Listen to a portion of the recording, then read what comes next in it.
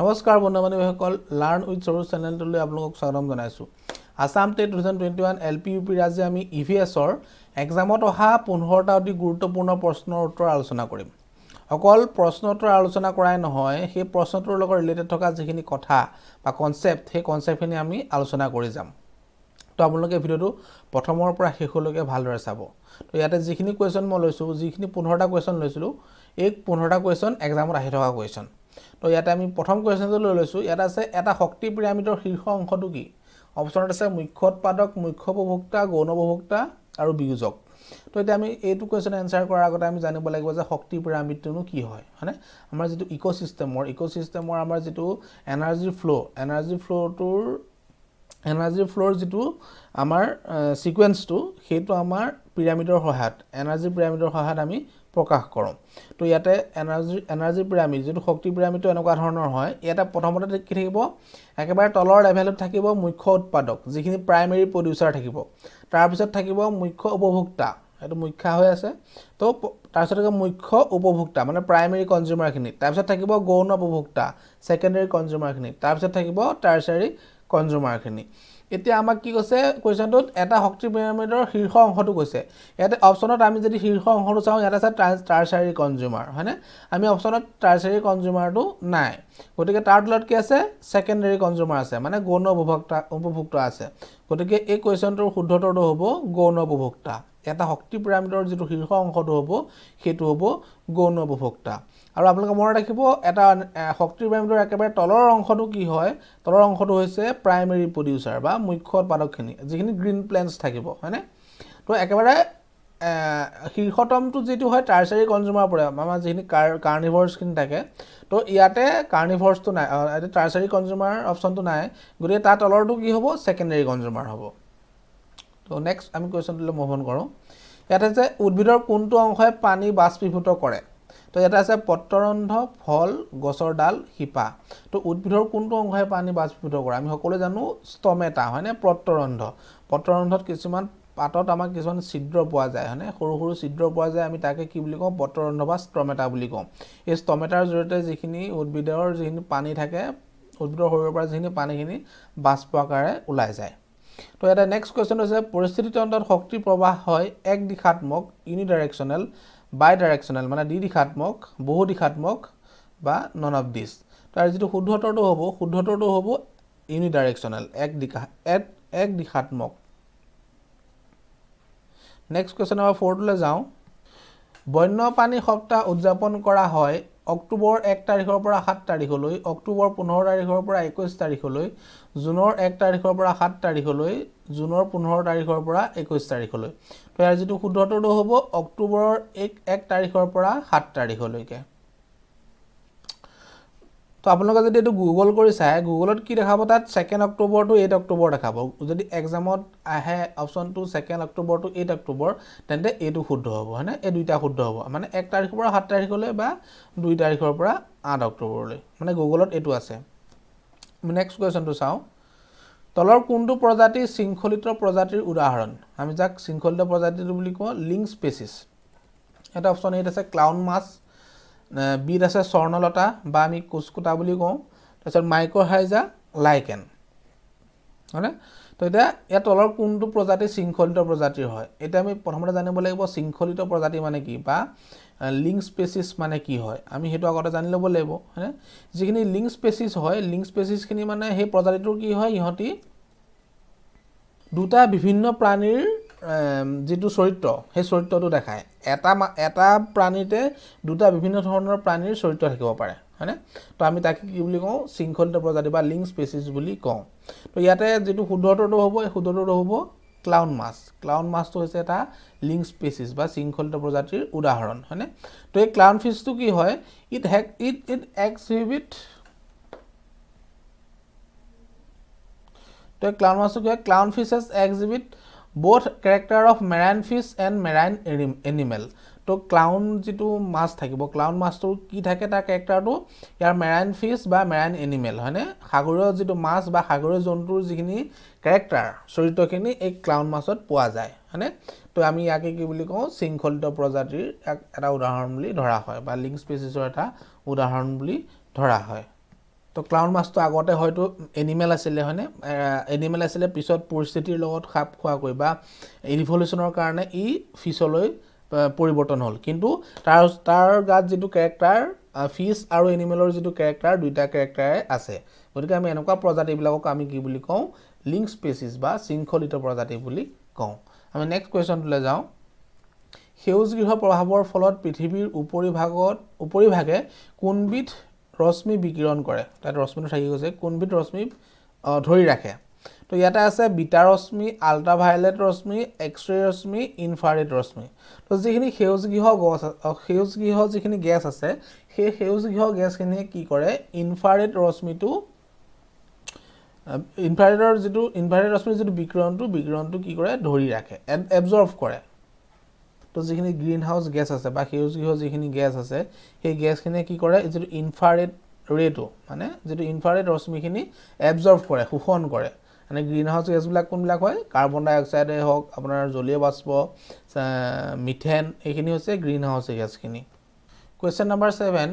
বিশেষ বাধাৰ দ্বাৰা পৃথক কৰা বিভিন্ন ভৌগোলিক অঞ্চলত পৰা প্ৰজাতি কোৱা হয় এলোপেট্ৰিক সিম্পেটিক সহোদৰ ওপৰৰ কোনোটোৱে নহয় তো ইয়াৰ যেটো শুদ্ধতৰটো হ'ব এই শুদ্ধতৰটো হ'ব এলোপেট্ৰিক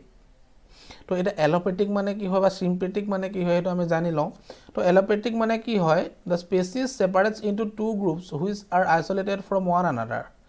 a physical barrier such as mountain range or waterway makes it impossible for them to breed with one another মানে কি হয় তো এই এলোপেটিক যেটো স্পেচিয়েশন থাকে বা যেটো স্পেচিছৰ যেটো সেপাৰেশন থাকে এই সেপাৰেশনটো কি হয় মানে ইহতি কিছুমান ফিজিক্যাল বেৰিয়াৰৰ কাৰণে যেনে আপোনাৰ পৰ্বত পাহাৰে হওক বা ওয়াটাৰৱে মানে আপোনাৰ সাগৰ বা নদীয়ে হওক মানে ইহতি এটা জায়গাৰ পৰা ইটো জায়গালৈ গুছি যোৱাৰ ফলত ইহতৰ মাজত যেটো সেপাৰেশন হয় মানে এটা প্ৰজাতি আছিল ধৰিছো এটা প্ৰজাতি এখন নৈ পাৰ হৈ গুছি গ'ল বা পাৰ হৈ গুছি গ'ল কিছুমান পৰিস্থিতিৰ কাৰণে এটা পাৰ হৈ গুছি গ'ল পিছত কি হ'ল ইহতি ইটোৰ পৰা হিটো পাৰলৈ যাব নোৱাৰা হ'ল এই একটা স্পেচিছে কিন্তু এটা পাৰৰ পৰা হিটো পাৰলৈ যাব নোৱাৰা হ'ল তো যাব নোৱাৰাৰ ফলত কি হয় ইহতৰ মাজতটো ব্ৰিড নহব ৰিপ্ৰডাকচন নহব তো ৰিপ্ৰডাকচন নোহোৱাৰ লগে লগে ইহতি কি হ'ব সেপাৰেশন হৈ যাব আমি তেনেকুৱা ধৰণৰ সেপাৰেশন বিলাকক কি বুলি কওঁ এলোপেটিক বুলি কওঁ হয়নে তো এলোপেটিক সেপাৰেশনটো কি হয় এই দুটা বিভিন্ন ভৌগোলিক অঞ্চললৈ ইহতি সেপাৰেশন হয় আৰু কিহৰ কাৰণে সেপাৰেশন হয় কিছুমান ফিজিক্যাল বেৰিয়াৰৰ কাৰণে ইহতি সেপাৰেশন হৈ যায় আৰু সেপাৰেশন হোৱাৰ ফলত ইহতৰ মাজত কি হয় ব্ৰিডিংটো নহয় গতিকে ব্ৰিডিং নোহোৱাৰ কাৰণে ইহতৰ যেটো স্পেচিছৰ অস্তিত্বটো প্ৰায় নাইকিয়া হৈ যায়গে তো আমি আগে কি বুলি কওঁ এলোপেটিক বুলি কওঁ এই যেটো সেপাৰেশন আমি সেপাৰেশনটো কি বুলি কওঁ এলোপেটিক বুলি কওঁ আৰু যেটো সিম্পেটিক হয় এটো কি হয় occurs due to reproductive isolation occurring in the same geographical distribution আৰু যেটো সিম্পেটিক সেপাৰেশন হয় এটো কিহৰ কাৰণে হয় ৰিপ্ৰডাক্টিভ আইসোলেশনৰ কাৰণে হয় আৰু এটো এটা নিৰ্দিষ্ট একে যেটো ভৌগোলিক অৱস্থানৰ ভিতৰতে এটো সেপাৰেশনটো হয় ইয়াত কোনো মানে ভৌগোলিক অৱস্থানটো সলনি নহয় হয়নে ইয়াত ফিজিক্যাল বেৰিয়াৰৰ কথা নাহে ইয়াত কিহৰ কাৰণে হয় ৰিপ্ৰডাক্টিভ আইসোলেশনৰ কাৰণে হয় হয়নে তো আমি এটা সিম্পলি যদি বুজিবলৈ হয় এলোপেটিক মানে এলোপেটিক হ'বলৈ হলে দুটা বিভিন্ন ধৰণৰ ভৌগোলিক অৱস্থান হ'ব লাগিব হয়নে ইহতৰ মাজত এটা ফিজিক্যাল বেৰিয়াৰ থাকিব লাগিব কিন্তু সিম্পেটিক মানে কি হয় একেটা অঞ্চলত থাকিব লাগিব কিহৰ কাৰণে ডিউ টু ৰিপ্ৰডাক্টিভ আইসোলেশন 8 তেলে কোৱেশ্চন নম্বৰ 8 বাষ্ট কিহৰ লগত জড়িত গোলকীয় উষ্ণতা অজন স্তৰৰ বিন্ধা বন্যপ্ৰাণী আইএছৰ দৰে পৰিবেশ ব্যৱস্থাপনা তো ইয়াৰ যেটো শুদ্ধতৰটো হ'ব বন্যপ্ৰাণী বাস্তু কিহৰ লগত জড়িত ওয়াইল্ড লাইফৰ লগত জড়িত বন্যপ্ৰাণীৰ লগত জড়িত তো এটা ইম্পৰ্টেন্ট কোৱেশ্চন এটা আহিব পাৰে যে বাষ্ট বা আইএছৰ ফুল মিনিংটো কি হয় বা ফুল ফৰ্মটো কি হয় তো বাষ্ট মানে হৈছে board on arm force science and innovation আৰু যেটো আইএসও হৈছে ইন্টাৰনেশনাল অৰ্গানাইজেচন ফৰ ষ্টেণ্ডাৰ্ডাইজেচন তো এই দুটা যেটো ফুল ফৰ্ম এই ফুল ফৰ্মটো এক্সামত আহিব পাৰে তো এইবিলাক কোৱেশ্চন আগত এক্সামত আহি থকা কোৱেশ্চন এক্সামত আহি গৈছে তো এই কোৱেশ্চনটা আপোনালোকে ভালদৰে চাব আমি নেক্সট কোৱেশ্চনলৈ মুভ অন কৰোঁ নেক্সট কোৱেশ্চনটো যে মিনামাটা ৰোগ কিহৰ প্ৰভাৱত হয় এটো প্ৰায় কোৱেশ্চনটো আহি থকা দেখা যায় তো মিনামাটা ৰোগটো কিহৰ কাৰণে হয় এটো পাৰাৰ কাৰণে হয় নেক্সট আছে ডেংগু ৰোগৰ বাহক হ'ল এইডছ মহ কিউলেক্স মহ মাখি এনফিলিছ মহ ইয়াৰ যেটো শুদ্ধতৰটো হ'ব এইডছ মহ আবা এডিছ বুলি কওঁ বা এইডছ বুলি কওঁ এডিছ মহ বুলি কওঁ মানে প্ৰনাউন্সিয়েশনটো বেলেগ বেলেগ হয় ডেংগু ৰোগৰ যেটো বাহক হ'লে আমি এইডছ মহ নেক্সট হৈছে জৈৱ বিচিত্ৰ কোৱেশ্চন নম্বৰ 11 জৈৱ বিচিত্ৰ বিষুৱীয় অঞ্চলৰ ফালে বৃদ্ধি পায় বিষুৱীয়